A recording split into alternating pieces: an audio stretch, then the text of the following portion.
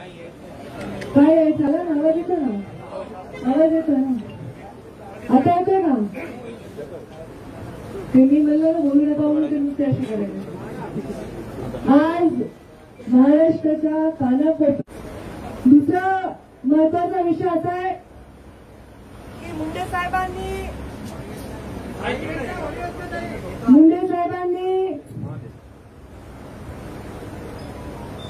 आयुष्यभर खस्ता खाऊन वंचितांना आवाज देण्यासाठी काम केलं.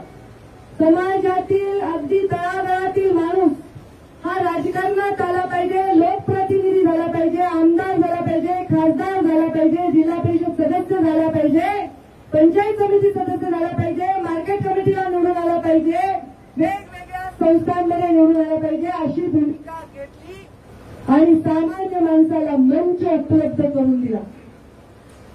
मला सांगा, मुंडे साहेबांनी मला राजकारणात का आणलं? फक्त आमदारकी लढवण्यासाठी आणलं परळीची? का त्यांना मला त्यांचं नाव चालवायचं होतं असं त्यांना वाटलं की माझ्या मुलीने माझं नाव चालवावं म्हणून आणलं? मुंडे साहेबांनी मला राजकारणात आणलं कारण त्यांनी आयुष्यभर ज्या लोकांना ताकद देऊन त्यांच्याबरोबर प्रस्थापितांच्या विरुद्ध युद्ध केलं त्या लोकांच्या समवेत आपल्या हाडामासाचा रक्ताचा माणूस सुद्धा युद्धात उतरलं पाहिजे म्हणून मला. मी घरात बसणार, मुंडे साहेब मागे बलो आणि लोक रस्त्यावर उतरणार आणि घरातले माणसं मात्र वैभवात राहणार. हे मुंडे साहेबांचे संस्कार नाही म्हणून मला राजकारणात आलं. तुझा फोन बंद रे, ए हिरो तुझा फोन बंद कर, कारण इथे बाकीच्यांना डिस्टर्ब होतं. फोनवर बोलू तुम्ही. मला राजकारणात मुंडे साहेबांनी आणलं ते एका मोठ्या आणि अत्यंत भव्य अशा विचारांना समोर घेऊन आणलं आणि माझ्या राजकारणाचा पाया मला मंत्री करा, मला संत्री करा, मला काही करा, माझ्या बहिणीला काही करा, माझ्या नवऱ्याला करा, माझ्या घराला करा, हे मुंडे साहेबांचे संस्कार नाहीत. आहेत का? माझा परिवार काय फक्त प्रीतम मुंडे आहे का? माझा परिवार या महाराष्ट्रातल्या कानाकोपऱ्यात मुंडे साहेबांवर प्रेम करणारा निष्पाप कार्यकर्ता. माझ्या या कार्यकर्त्यांना बळ देण्यासाठी मी राजकारणात आहे. माझी भूमिका काय होती? मुंडे साहेब मारले तेव्हा मी गोपीनाथ मुंडे नाव जगाला विसरू देणार नाही. काही लोक म्हणले काही लोक नाही, 99% लोक चांगलं बोलले, 99% सकारात्मक बोलले. काही लोक म्हणले वडिलांच्यामुळे पद देण्याची काय आवश्यकता. मला सांगायचंय राजकारणात आले आणि माझ्या वडिलांचा अंत्यविधी सगळ्यांना आठवत असेल, आपल्या बापाचा अंत्यविधी सगळ्यांना आठवत असेल. सगळ्या लोकांचा असंतोष ज्वाला बनून डोळ्यामधून प्रत्येकाकडे पाहत होता आणि दगडांचा वर्षाव लोकांनी केला, अगदी आमच्याही अंगावर केला. मुंडे साहेबांच्या चितेला अग्नी देताना मला लोक ढकलत होते. मी म्हणत होते अरे मला अग्नी देऊ द्या. लोक म्हणत होते ते तुमचे वडील नाही, ते आमचा बाप गेलाय. किती लोकांनी मुंडन केलंय. मुंडे साहेबांच्या डोळ्यामध्ये मुंडे साहेबांच्या लोकांविषयी प्रेम होतं आणि लोकांच्या डोळ्यामध्ये मुंडे साहेबांविषयी श्रद्धाभाव बघितलेला. त्यावेळी मी संघर्ष यात्रा काढली होती ना. तुम्ही सगळे आला होतात ना संघर्ष यात्रेमध्ये. त्या संघर्ष यात्रेमध्ये काय भाषण करत होते मी? महाराष्ट्राच्या कानाकोपऱ्यात बसलेला जो माणूस माझ्या संघर्ष यात्रेचं भाषण ऐकलं त्याला माहिती आहे माझं भांडण नियतीशी आहे. या नियतीने मुंडे साहेबांना दिलेली सत्ता ही सामान्य माणसाला दिलेली सत्ता होती. या नियतीने सत्ता ती खेचून घेतली, आमच्या तोंडचा घास खेचून घेतला. माझं भांडण नियतीशी आहे. ती सत्ता खेचून आणून मी तुमच्या पायाशी अर्पण केल्याशिवाय शांत बसणार. ते लोक माझं कुणी चेक करा, मीडियाने जाऊन चेक करा. कधी मी भाषण केलं? मी मुंडे साहेबांची मुलगी आहे, मी मुंडे साहेबांचा वारसा आहे, मला अमुक पण पाहिजे म्हणले का मी आयुष्यामध्ये कधी? मला जेव्हा संघर्ष यात्रेमध्ये मी सभा घेत होते, लोक म्हणत होते, लोकांची भावना होती, पण मला माहित होतं कोणाचं नेतृत्व येणार आहे. मला ते माहित होतं आणि त्यांना माझ्या बापाचं स्वप्न काय होतं? भारतीय जनता पार्टीचा मुख्यमंत्री करणं. लोक पक्षापासून दूर जातील, लोक पक्षापासून नाराज होऊन दूर जातील म्हणून एकत्र आणावं आणि मुंडे साहेबांचं अंतिम स्वप्न पूर्ण करावं. जे 2 जूनला मुंडे साहेब बोलले होते भाजपचा मुख्यमंत्री झाला पाहिजे, ते मुंडे साहेबांचं स्वप्न पूर्ण करावं. याच्यासाठी संघर्ष यात्रा काढली का? मला काय करावं काढली? केंद्रामध्ये पद देऊ करायला प्रस्ताव पाठवला होता राज्याच्या नेत्यांनी. पंकजा मुंडेंना केंद्रात मंत्रीपद द्या. मी नकारलं ते मंत्रीपद. मग तेव्हा जेव्हा माझं अस्तित्व पणाला लागलं होतं, माझ्याकडे शून्य ताकद होती, असं वाटत होतं की आपल्याकडे काही नाही, पायाखाली जमीन सरकली, तेव्हा मंत्रीपद नाकारलेली पंकजा मुंडे आज मंत्रिपदासाठी राजीनामा देणार आहे. तुम्हाला राजीनामा द्यायला होणार आहे. अरे खूप लोक मला बोलले गेल्या 8 दिवसात, या महाराष्ट्रामध्ये मी पडल्यानंतर आम्ही राजीनामा देतो, आमच्या काही पंकजा मुंडेला निवडणूक लढा असं सांगणारे लोकही आहेत. असं इतिहासात काही झालेलं नाहीये. पंकजा मुंडेंनी आम्हाला निवडून आणलं, पंकजा मुंडेंच्या एक सभेने आम्ही निवडून आणलं, असं इतिहासात कधी झालंय? हे पंकजा मुंडे नाही, हे गोपीनाथ मुंडे आहे. आणि गोपीनाथ मुंडेंचं जे प्रेम आहे, गोपीनाथ मुंडेंचं जे प्रेम आहे, तुमचं जे प्रेम आहे, मी गोपीनाथ मुंडे जगते म्हणून तुम्ही माझ्यावर प्रेम करता. मी लालची नाहीये, मला सत्तेची लालसा नाहीये, मला खुर्ची पाहिजे नाही, मी असुरक्षित नाही, मला कोणाला संपवून नेता व्हायचं नाही, म्हणून मी जिथे आहे तिथे आहे. मी काय माझी भूमिका मांडली होती, तरी तुम्ही नाराज झालात का?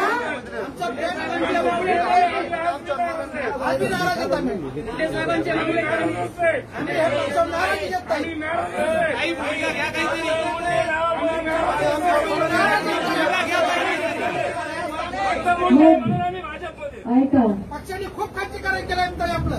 मला तुमचं सगळ्यांचं म्हणणं अंदाज बरं काही होत नाही, मी हँडल करते. बघ, मला तुमचं सगळं म्हणणं ऐकून घ्यायचंय. आणि एक सांगू का, आपलं नातं असं आहे की तुम्ही मला न बोलताच मला तुमचं कळतं. तुम्ही का असे वागलात, तुम्ही का असे वागलात, कारण माझ्या डोळ्यात पाणी बघितलं. बरोबर आहे? माझ्या डोळ्यातलं पाणी बघून तुम्ही असे वागलात, तर तुमच्या डोळ्यात पाणी बघून मी कशी जगू, कशी जगू? मी आमदारकीला पराभूत झाले याचं मला क्षणभर पण वाईट वाटत नाही, कारण महाराष्ट्रातल्या असंख्य लोकांनी माझ्यावर विश्वास टाकून अनेक आमदार खासदारांना निवडून दिला. आज लोक खूप कष्टाने त्या पदावर पोहोचत असतात. त्यांना त्या पदावरून खेचून माझी शक्ती दाखवली एवढी खोट्या डोक्याची मी नाही. आणि माझी शक्ती या मंडपात पुरणारही नाही. शक्ती दाखवायची असती आणि दबावात आणायचं असता. कोणी कोणी म्हणलं दबाव तंत्र, नाराजी सत्र.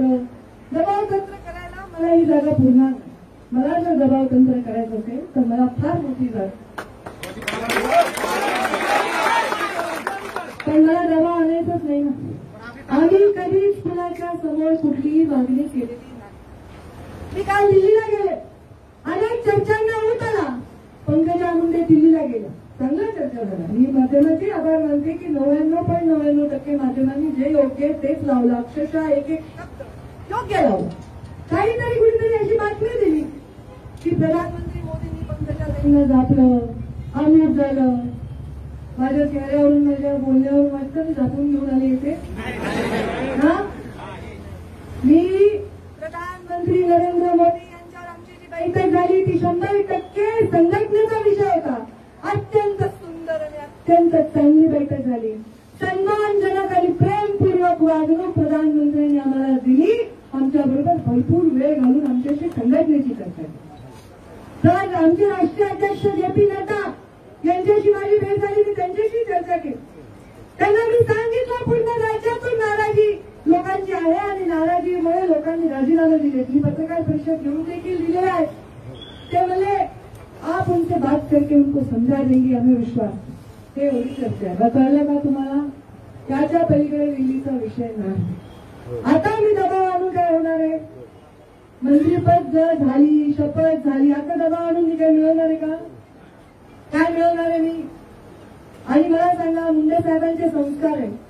माझ्या समाजात म्हणजे वंजारी समाजात नाही, तळागाळातला माझ्यावर प्रेम करणारा कार्यकर्ता कोणी पंचायत समिती सदस्य होते, कोणी सभापती होते, कोणी जिल्हा परिषद अध्यक्ष होते, कोणी आमदार होते. मला आनंद नाही का त्याच्यामध्ये? ठीक आहे, आपल्याला अपेक्षा असते नेत्याला बळ मिळालं तर कार्यकर्त्याला बळ मिळतं, हे सगळं मान्य. मी त्या दिवशी सांगितलं की दिल्लीचे नेते एवढे मोठे आहेत, त्यांना मला संपवायची वगैरे अशी अजिबात माझी भावना नाही. माझी भावना नाही ना. तुम्हाला दिसायला ना तसं, तुम्हाला तसं दिसायला ना, मग ठीक आहे, आपण डोळे चोळून बघू. आपल्याला जर कधी काही चांगलं दिसलं आपण डोळे चोळतो आणि बघतो चांगलं दिसायला. तरी वाईट दिसायला तर मग बघू, आपण डोळे तर चोळून बघू काहीतरी. 2-3 वेळा डोळे चोळले. किती दिवस सहन करायचं ताई? मान्य न तर कुठं तुम्ही राजीनामा दिला माझ्याला? तुम्हाला कोणी तिकीट दिलं का आणून? तुमच्या निवडणुकीसाठी काही मदत केली का वरून कुणी? तुम्ही कुणाच्या जीवावर? स्वतःच्याच ना.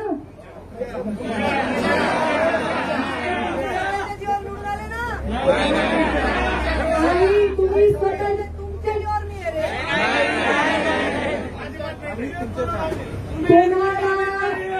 तुम्हाला पदावरून हटवू किंवा प्रत्येक पदावर माझा दावा ठोकून मी लहान नेता होत असते, मोठा नेता होत नाही. मोठा नेता त्याग करतो. मुंडे साहेबांनी जीवनामध्ये त्याग केला. मुंडे साहेबांनी रक्ताचं पाणी केलं, हराची कार्य केली, महाराष्ट्राच्या कानाकोपऱ्यात पक्ष वाढवला.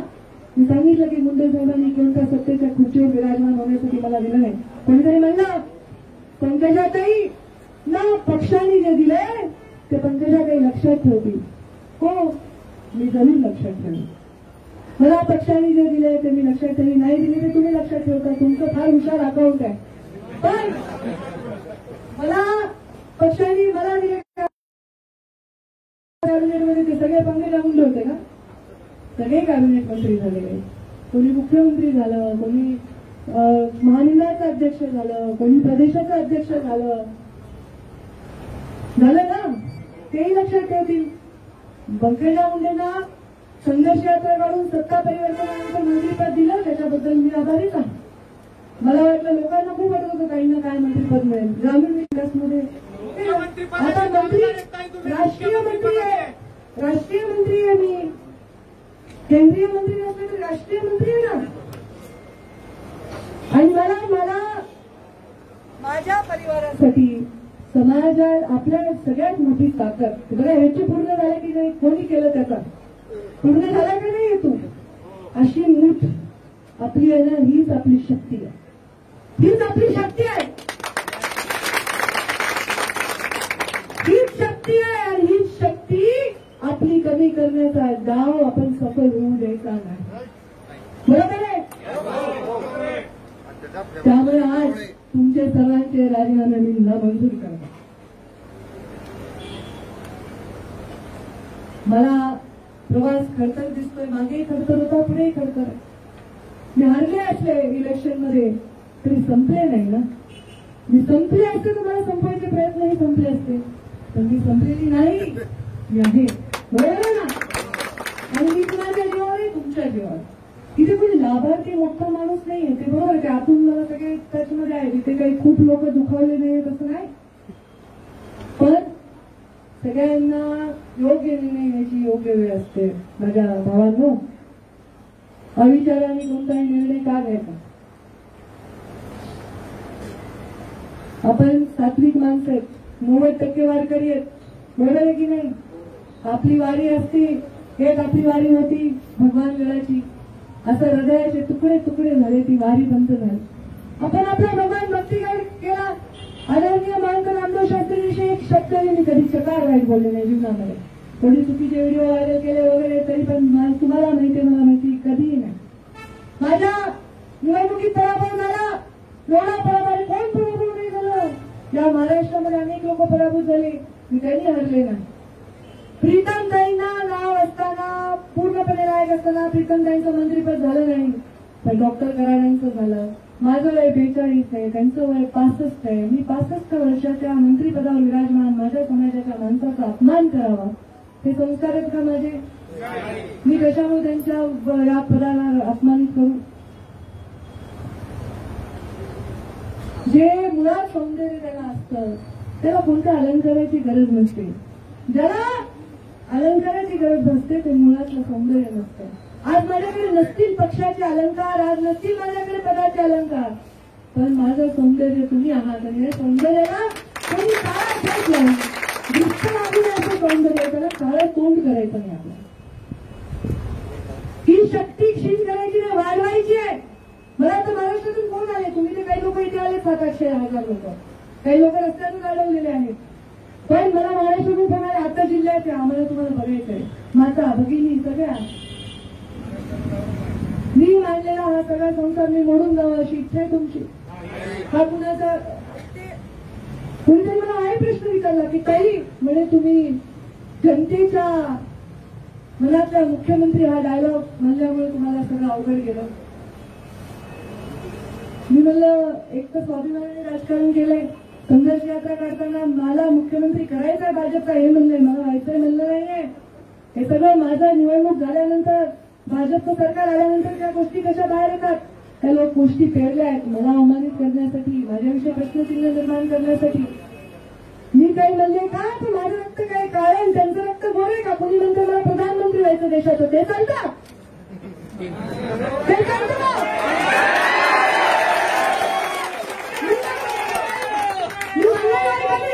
मी म्हणणार नाही. माझ्या देशाचा सर्वोच्च प्रधानमंत्री, माझ्या देशाचा जगाचा मान वाढवणारा प्रधानमंत्र्यांनी मला कधी अपमानित केलं नाही. माझ्या राष्ट्रीय नेत्यांनी मला कधी अपमानित केलं नाहीये. माझ्या या सगळ्या गोष्टींमध्ये कधीही मला त्यांनी कुठलाही प्रश्न विचारला नाही. मी सगळ्यांची साक्ष देऊन सांगते मला कधीही कुठलाही प्रश्न विचारला नाही. माझ्या पिढीची त्यांना जाणीव आहे असं मला वाटतं, असा मला विश्वास आहे. आणि नक्कीच मला भविष्यामध्ये यामध्ये तुम्हा सर्वांसकट न्याय हवा. मला एकटीला न्याय नकोय.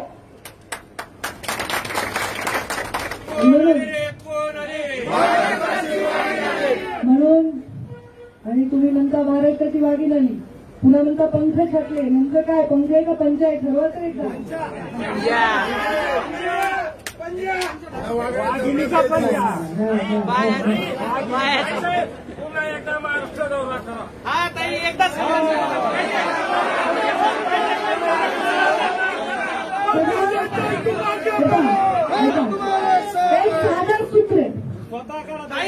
साधर सूत्र आहे. पांडवांनी धर्मयुद्ध जिंकलं, कौरवांच्या अफाट सेना होती, अफाट संख्येने रथी महारथी होते. 5 पांडवांनी हे युद्ध जिंकलं. का जिंकलं असेल बरं.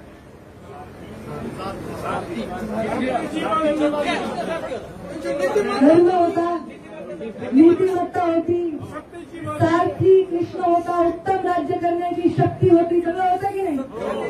अन्याय झाला की नाही त्यांच्यावर. काय मागितलं त्यांनी. 5 गावं मागितले होते फक्त.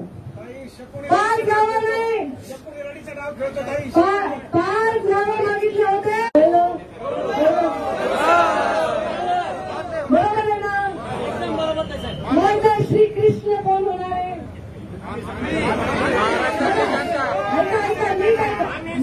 ऐका माझं ऐका.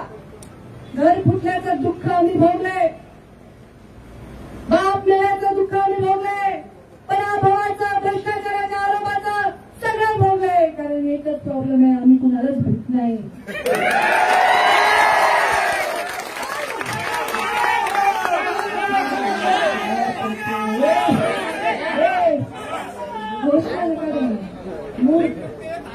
बोलायले मी तुमच्याशी, भाषण नाही करायला. तुम्ही एवढ्या संख्येने जाऊ नाही कोण बोलायले.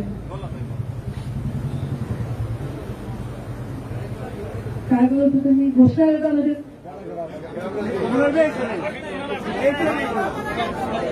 मी कोणाला भीत नाही. मी कुणाला भीत नाही, पण मी कुणाचा आदर करते की नाही. मी कुणाचा निरादर का करू.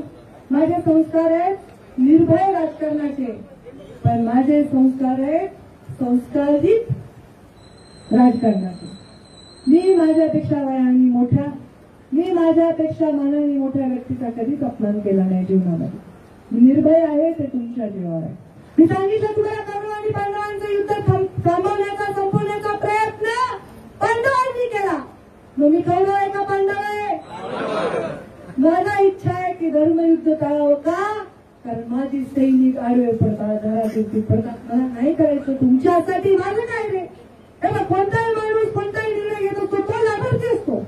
त्याला मी आता बघा ना, तुम्ही आता जर तुम्ही यादी बघितली आमदार खासदारांची किंवा मंत्र्यांची सगळ्या पक्षातल्या, मी भारतीय जनता पार्टीविषयी बोलत नाही माध्यमांना, सगळ्या पक्षांच्या एक व्यक्ती स्वतःसाठी निर्णय घेऊन काही पद प्राप्त करू शकतो. पण मला तुमच्यासाठी सन्मान पाहिजे. माझ्यासाठी कुठे पाहिजे? मला आम्हाला नाही पाहिजे, आम्हाला फक्त तुम्ही पाहिजे. मला तुम्ही पाहिजे. ऐका तर हे धर्मयुद्ध करायसाठी तुम्ही सर्व माझं ऐका. आपलं घर आपण का सोडायचं? आपण बनवलं घामानी कष्टाने बनवलं ना. काय संबंध तुमचा? नाही तर काय संबंध? हे बनवले की नाही बघू. ज्या दिवशी छत अंगावर पडेल तेव्हा बघू. आपलं घर आपण सोडायचं का? तुम्ही असं म्हणता ना, काही अमुक करा, काही तमुक करा. मी काय सोडू? माझा नेता मोदी, माझा नेता मोदी, माझा नेता अमित शहा, माझा नेता ज्यांना मला सांगायचंय की मी काय करते काय नाही, ते आता जेपी नड्डा आहेत. ते मला विश्वास आहे की त्यांच्या जीवनामध्ये काहीतरी चांगलं आहे असा मला विश्वास आहे. जोपर्यंत विश्वास आहे आपलं काहीतरी काय. आता आपण काही कशाला घाबरत नाही, आपण कष्टाला घाबरत नाही. कोयता घेऊन उतरतो. आपल्याला काय करायचंय? प्रश्न आहे की मला स्वतःसाठी काही नकोय, प्रीतमसाठी, अमितसाठी, यशस्वीसाठी काही नकोय. तुमच्यासाठी हवं. आणि मला माझ्या समाजात मला फॉर्म भरायला लावला होता भारतीय जनता पार्टी. पण मला न देता ते म्हणजे तुम्हाला देणं शक्य नाही. मी म्हणलं ठीक आहे, अच्छा धन्यवाद. बघितलं रमेश अप्पांचं नाव आलं. काय बिघडलं? ठीक आहे, आम्हाला नाही देता तुम्ही रमेश अप्पांना दिलं. मी जर समाजाचा नेता आहे, मी मंत्री पदाधिकारी नाही आहे, मी खासदार आमदार नाही आहे ना. आज काय आहे मी? ग्रामपंचायत तुम्ही माझ्यापेक्षा प्रोटोकॉल मोठे आहेत. तुम्ही तर कोणी मार्केट कमिटीचे सभापती, कोणी नगरसेवक आहे, कोणी काय. बरोबर आहे की नाही? मी तर पदावर नाही आहे. मी कोण आहे?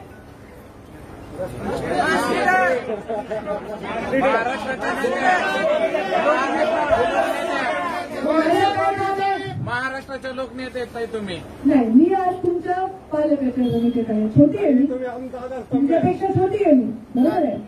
मग मला आधारस्तंभ म्हणतात, पालक म्हणतात, माता म्हणतात, पिता म्हणतात, नेता म्हणतात. मग मला सजवण्याचा प्रयत्न करू नका. मी तुमच्याच अलंकाराने सजलेली आहे, तुमच्या आशीर्वादाने सजलेली आहे. मला कशाचीही आवश्यकता नाही. आज हे अजून एक कारण सांगते. कौरव आणि पांडवांचं युद्ध पांडवांनी जिंकायचं. कौरवांच्या सेनेमध्ये जेवढे लोक होते ना, ते मनाने पांडवांविरुद्ध होते आणि शरीराने त्यांच्या सेनेत होते. कळलं का तुम्हाला? कळलं का तुम्हाला? कळलं का तुम्हाला? त्यामुळे खूप लोक रथावर स्वार होते. कर्णाच्या रथावर शल्य, मद्रकात शल्य. बरोबर माझं तुमचं अध्यात्मिक नाहीच आहे त्यामुळे ते होते. आणि त्यांचं काय, ते त्याला शिवाय द्यायचे करणार. म्हणजे असं होणार आहे. कौरव आणि पांडवांचं युद्ध असताना सारथी जे आहे ते सुद्धा त्यांच्या रथावर जे स्वार आहे ते सुद्धा त्यांच्याबरोबर मनाने नाचतील अशी परिस्थिती येत असते. हो, अशी परिस्थिती येते. काय कधीच थांबत नाही. काय कधीच थांबत नाही. काय मी एकदम प्रसन्न, टवटवीत आणि फ्रेश आहे. दुःखी नाही. तुम्ही दुःखी आहेत, मला वाईट वाटायला. आज तुम्ही असे चेहऱ्यावर सगळं माझ्या ओटीत टाका आणि चेहऱ्यावर चांगला हसू घेऊन तुमचा. बरोबर आहे ना? आज तर तुम्ही इथे सगळं संपवून आला होता. तुम्हाला माहित नव्हतं पुढचा प्रवास काय करायचं, पंकजा मुंडे काय करणार. बरोबर आहे ना? आता ते तुमचं सगळं माझ्या ओटीत टाका. बरोबर आहे? आणि माझा ऐका, माझा ऐका. तुमच्या सगळ्यांचे सल्ले मी लिहून घेते. नंतर तुमच्या सगळ्या फायदा करून घेणार.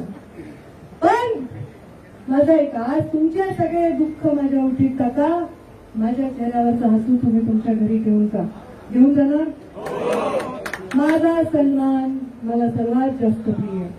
मी काय मागितलं, मला काही नाही मिळालं. एवढ्या चिल्लर लढाईमध्ये मी मला जायचं.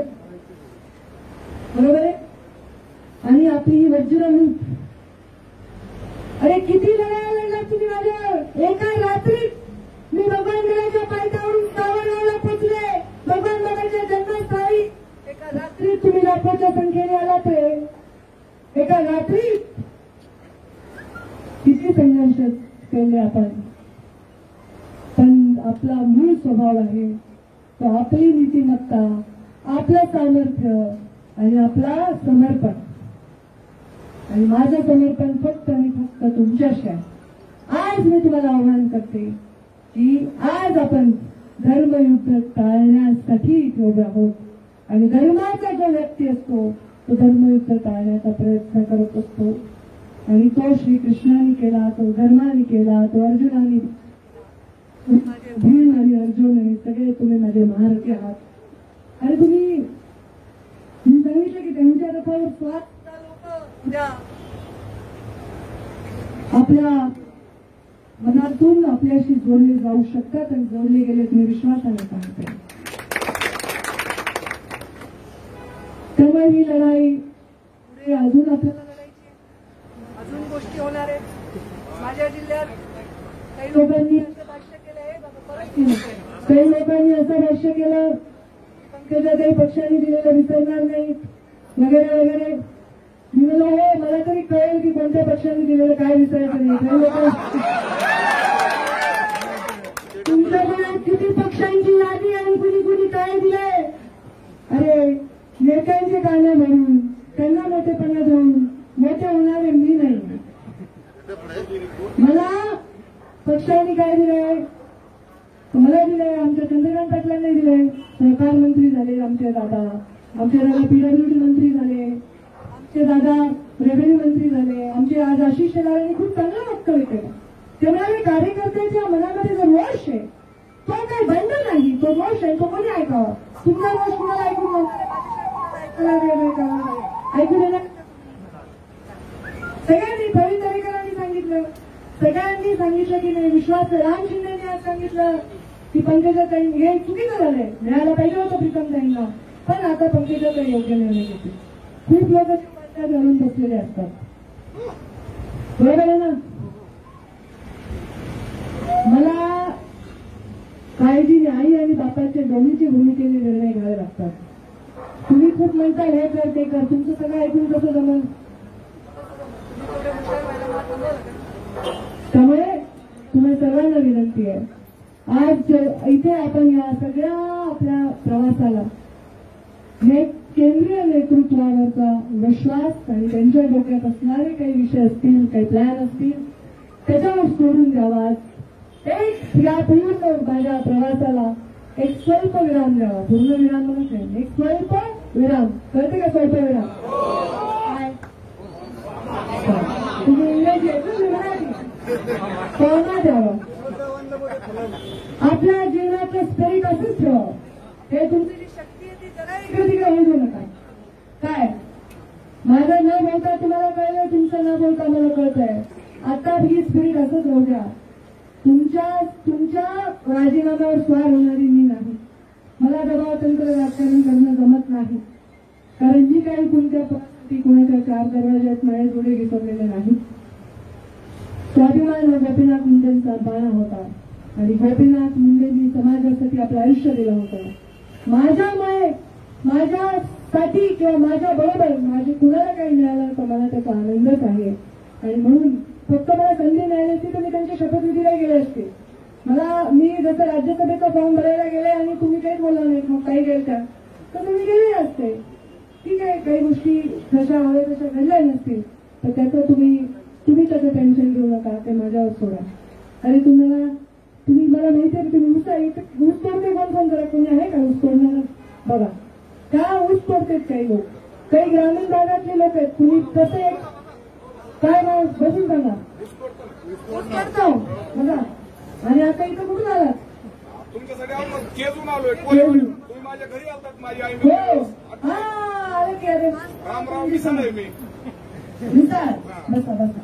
आपले बुलेट आहेत, सभापती दादा आहेत.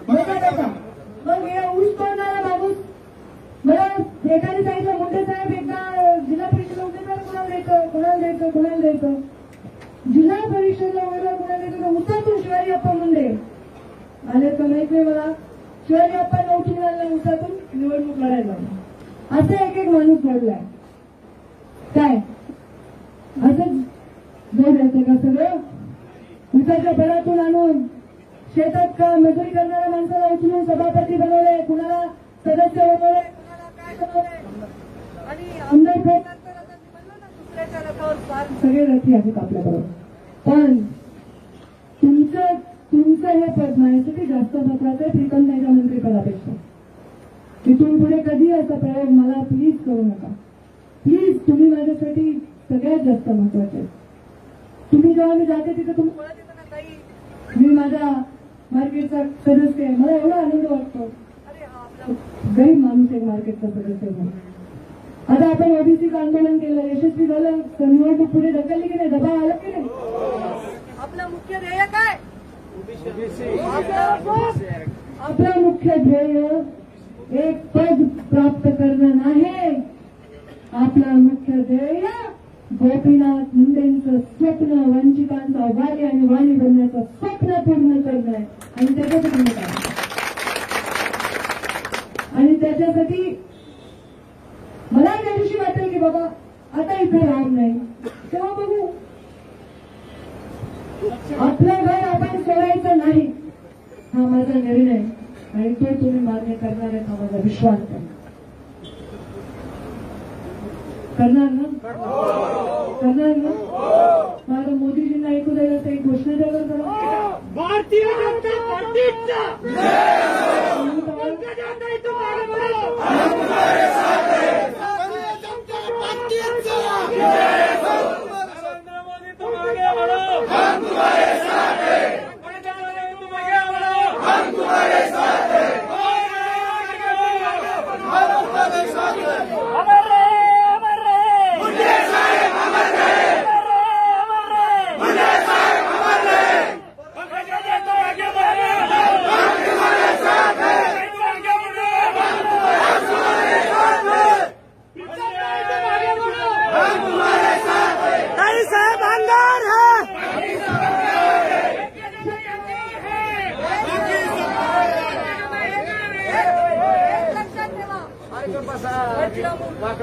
काय बोलू बाबा.